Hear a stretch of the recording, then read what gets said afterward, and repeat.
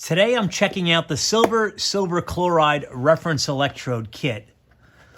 This is the reference electrode, and it contains silver chloride and a silver wire on the inside. This one has a banana jack termination. Select whichever termination is best for your application depending on the equipment you're using. But it also has an adapter, so you can convert from a banana jack to a phone pin. Inside the kit is spare tips, 2 KT tips, a filling pipette, and a reference electrode bottle.